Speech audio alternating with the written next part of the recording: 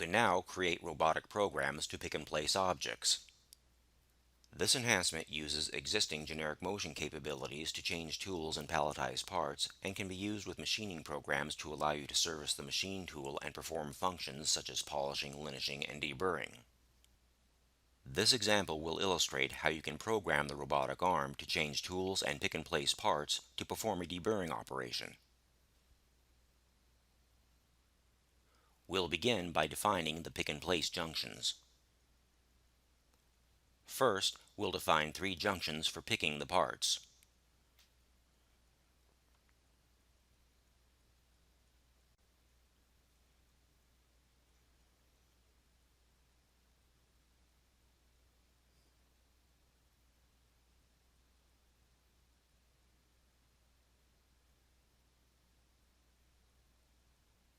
Then we'll define 3 junctions for placing the parts.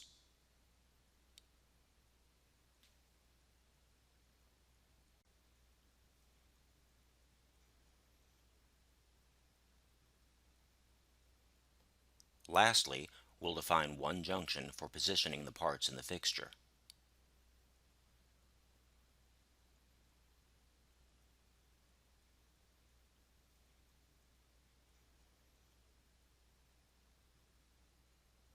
Next, we'll define the machine components. Machine components associate the picked junctions with the corresponding parts.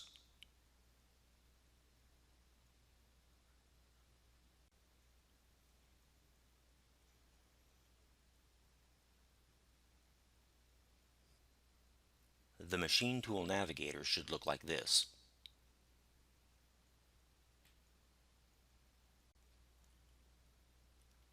Now we can create the robotic operations. First, we'll create an operation that picks up the gripping tool. Then we'll create an operation that picks up part A and places it in the machining mount. The robot operation type is new. This operation type uses generic motion to define the robotic arm movements in a sequence of sub-operations. Note that a fake tool in this case, must be used so that sub-operations can specify reference junctions. If none is specified as the tool, then pocket junction is the only available reference junction. The first sub-operation defines the initial robotic arm position. The Robot Pose Target Move type allows you to jog the robot using the sliders or to select a named pose inherited from the parent program. The second sub-operation positions the spindle junction near the tool to be picked up. The Robot Cartesian Target Move type allows you to dynamically jog the robot arm, pick geometry, and enter specific positioning values. The third sub-operation engages the spindle junction to the gripping tool.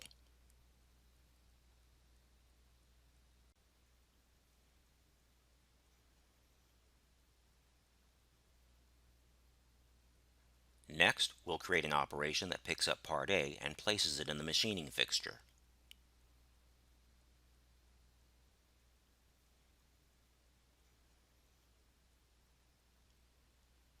The first sub-operation lifts the gripping tool.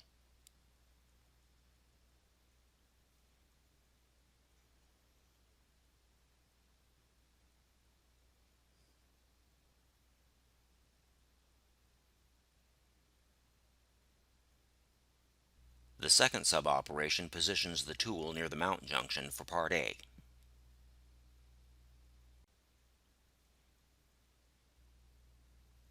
The third sub-operation moves the tool to the part mount junction. The fourth sub-operation grips the part. The Robot Mount Move type allows you to select among all components classified in the Machine Tool Navigator and specify mount or unmount for each. After mounting, the component will move with the robot flange until unmounted. The next few sub-operations lift, rotate, and move the part into the machining fixture. The gripper releases and retracts from the part.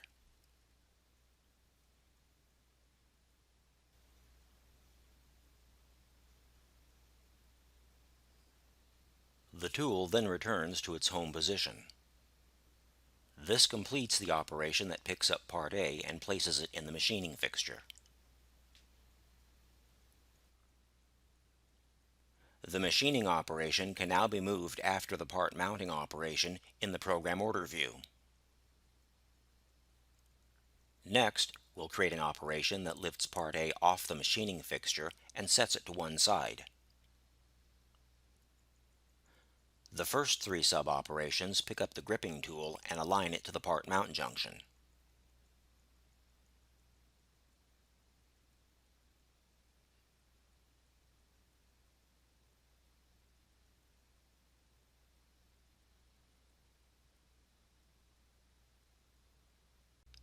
The next several sub-operations engage and grip the part, lift it from the fixture, move it to the place point, and release it. The tool then returns to its home position. You can now create the program for Part B by copying and editing the Part A program. In the Part B program, double-click to edit the copied operation. Edit the Move to Part sub-operation to position the tool above the mount junction for Part B.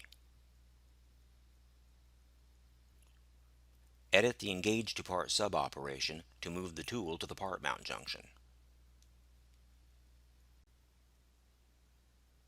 Edit the Mount Part sub-operation to mount Part B. Edit the Unmount Part sub-operation to unmount Part B.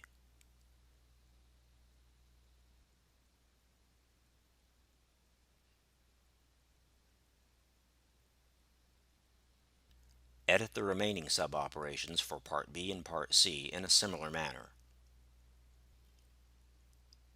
Generate the tool paths and simulate the machine.